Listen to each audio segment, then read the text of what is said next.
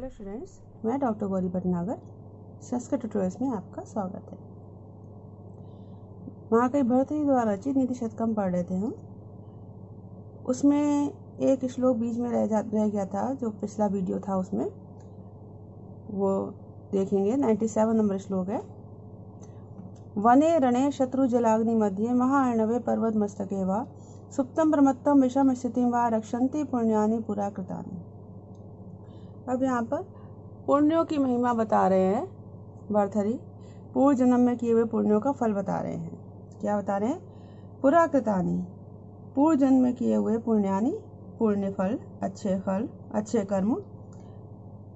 One में, रणे युद्धभूमि में, शत्रु जल और अग्नि के बीच में, महार्णवे महासागर में, पर्वत मस्तके वा अथवा पर्वत के शिखर पर, सुप्तम सोए होने पर, प्रमत्तम लापरवाह या असावधान होने पर, विषम स्थिति वा अथवा विषम स्थिति में संकट में पड़े होने पर, रक्षन्ति मनुष्य की रक्षा करते हैं।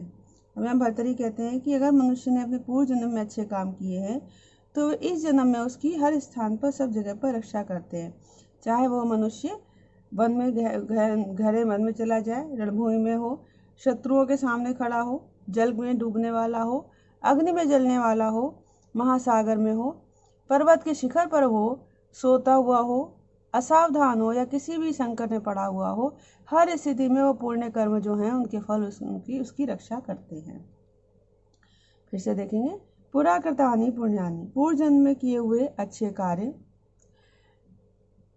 वन में, रणे युद्धभूमि में, शत्रु जल अग्नि में, शत्रु जल और अग्नि किसी के भी, शत्रुओं के जल के और अग्नि के बीच में, महार्णवे महासागर में, पर्वत मस्तके व अथवा पर्वत के शिखर पर, सुप्तम सोए होने पर, प्रमत्तम असावधान होने पर, विषम स्थिति वा अथवा विषम स्थिति संकट में पड़े होने पर, रक्षन्ति मनुष्य की रक्षा करते हैं।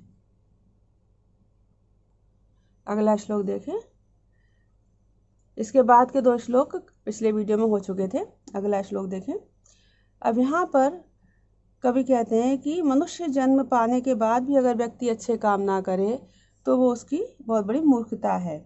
स्थाल्यां वैदुर्यमयां पचति तिलक कर्णाश्चांदने इंधनौधे सौवर्णे लांगलोर अग्रे विलिखति वसुधा मार्गमूलस्य हेतो कृत्वा कर्पूर खंडान वृत्तिमि कुरुते को द्रवाणां समन्तात् प्राप्य माम कर्म भूमि न चरति मनुजो यस्तपो मध्य भागा। अब यहाँ कवि कह रहा है कि यहाँ से उठाएंगे, यह मंदभाग्य, जो मंदभाग्य भाग्यहीन मनुष्य इमाम इस कर्म भूमि कार्य क्षेत्र को, मृत्युलोक को, कार्य क्षेत्र को प्राप्त करके, इस कार्य क्षेत्र को प्राप्त करके, तपः अच्छे काम ना चरती नहीं करता है। तपा से मतलब यहाँ तपस्या नहीं है, तप से मतलब यहाँ पे अच्छे कार्य, तो अच्छे काम नहीं करता है। स वह वैदुर्यमयाम, वैदुर्य मणि की, स्थाल्याम पतीले में, पचती वैदुर्यमयाम, वैदुर्य नामक जो बहुमूल्य मणि है उसकी थाली में, तिल कणाश चांदने ईंधनौधे, चंदन के ईंधन समूह, औधे में समूह, चंदन के औघे में समूह, चंदन के ईंधन समूह से, लकड़ियों से, तिल कणा, तिल के कणों को, पचती पकाता है।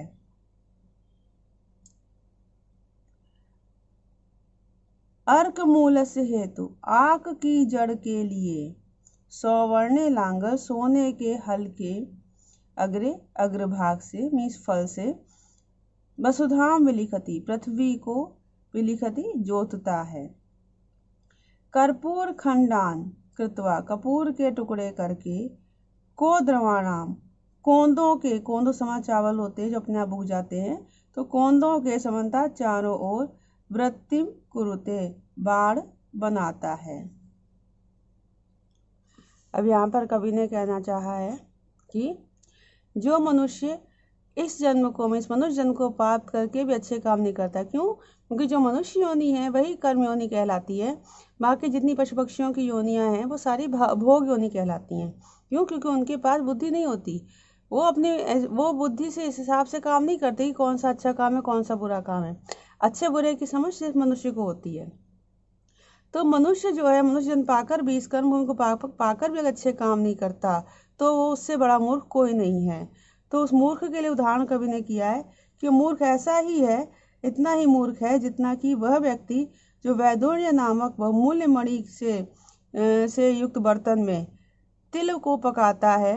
और तिल को कैसे पकाता है? चंदन की ईंधन लगाकर, चंदन की ईंधन की लकड़ी में, चंदन सबसे महंगा है, लकड़ी उसकी होती है, तो वहाँ तिल को पकाने के चंदन की ईंधन यूज करता है, प्रयोग करता है। और वैदुर्य मणि से युक्त बर्तन में उसको तिल के कणों को जो एक बड़े तुच्छ हैं उनको पकाता है। या फिर ऐसा मूर्ख जो कि आक की जड़ को, आक को पाने के लिए, आक की जड़ को के लिए जो है वो सोने के हल से पृथ्वी को जोतता है। मीन्स आग के पेड़ को उगाने के लिए। आग का पेड़ कभी उगाते नहीं, वो अपने आप उग जाता है और वो अति तुच्छ होता है, तो उसको उगाने के लिए सोने के हल का प्रयोग करता है। या फिर ऐसा मूर्ख जो कोंदो नामक तुच्छ धान को उसकी रक्षा के लिए कपूर के टुकड़ों को तोड़कर उनकी बाड़ बनाता है, उनकी चारों ओर वो जो बाड़, जिसको आप कह सकते हैं कि एक परिधि जो होती है, वो बनाता है। तो इस तरह के जो मूर्ख व्यक्ति हैं, ऐसा ही मूर्ख व्यक्ति वो है जो कि मनुष्य जन्म पाकर भी अच्छे काम नहीं करता। फिर से देखेंगे एक बारी।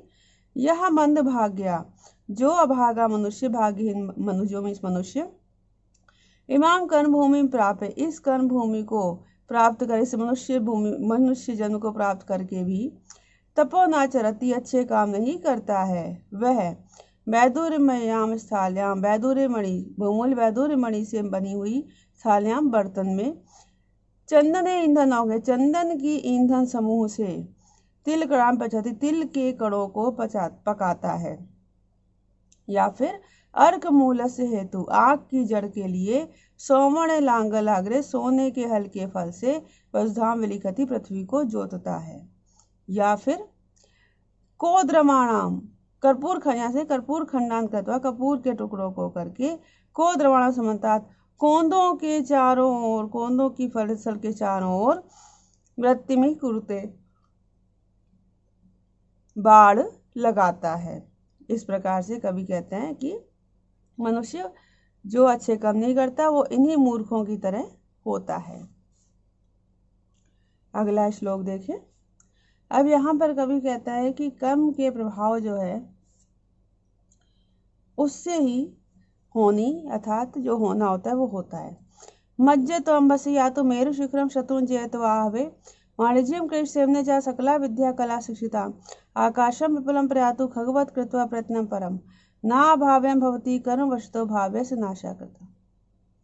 अब यहाँ पे कहते हैं मनुष्य जो है भले ही अम्बसी मज्ज तो जल में डूब जाए, मेरु शिखरम, पर्वत के शिखर पर, पर्वत सुमेरु पर्वत की चोटी पर या तो चला जाए, आहवे युद्ध में, शत्रुन जयतु, शत्रुओं को जीत ले, वाणिज्यम कृषि सेवने चाह, व्यापार में, कृषि में, खेती में या सेवने, व्यापार कृषि या नौकरी, सेवन में सेवा का था नौकरी करे, सकला विद्याम, सारी विद्याओं, कलाम और कलाओं को, शिक्षिताम, सीख ले,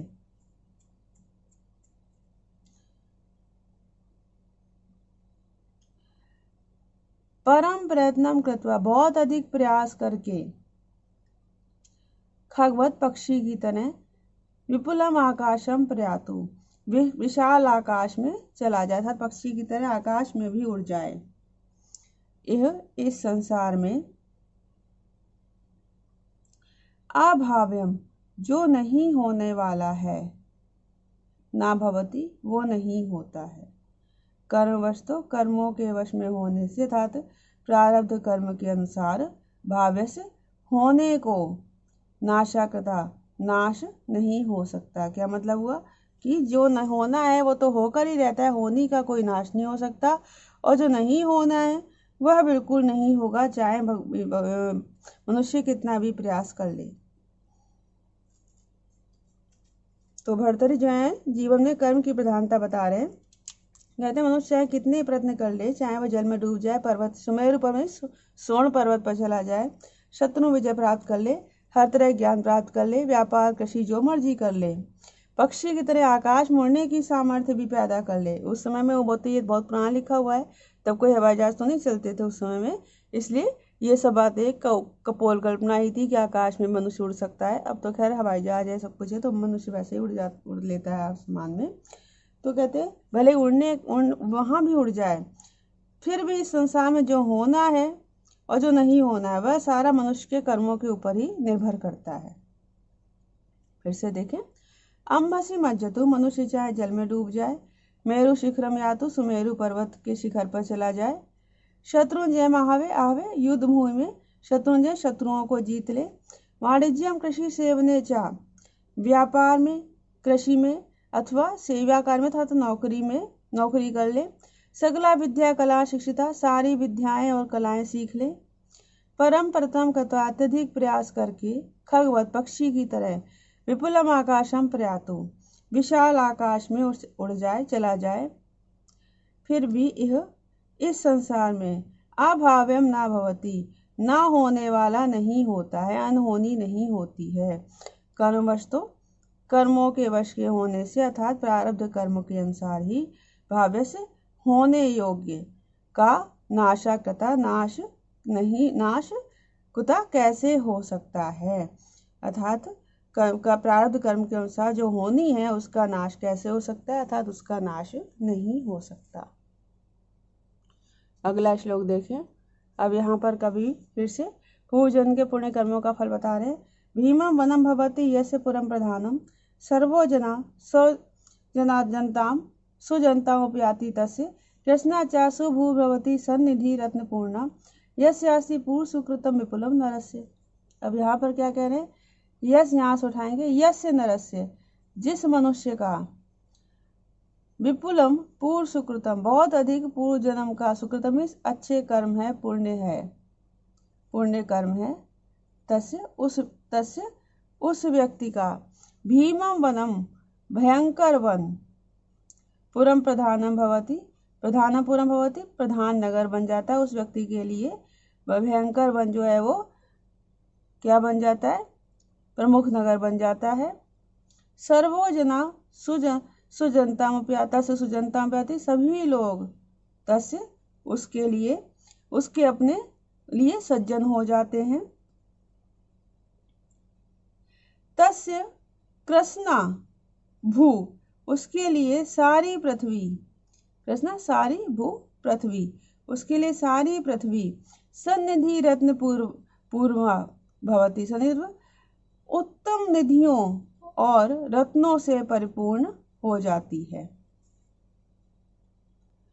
अब यहाँ पर माँ की भर्तरी ये बात क्लियर करना चाहते हैं कि जो पुण्य आत्मा व्यक्ति है, अच्छे कर्म करने वाला व्यक्ति है, पुण्य कर्म करने वाला व्यक्ति, उसके लिए कहीं भी किसी वस्तु का अभाव नहीं होता। जो अन्य लोगों के लिए भयंकर वन होता है, वही उस पुण्य कर्म करने वाले के लिए मुख्य नगर बन जाता है, उसके समान सुखदायी हो जाता है। और ऐसे व्यक्ति के सभी लोग जो है वो आत्मीय बन जाते हैं, सहायक हो जाते हैं, और ये पृथ्वी उसके लिए सभी ऐश्वर्य धन धान सबसे परिपूर्ण हो जाती है अगर वो अच्छे काम करता है। तो इसलिए भर्तरी कहते हैं कि व्यक्तियों को अच्छे काम ही करने चाहिए, पुण्य कर्म ही करने चाहिए।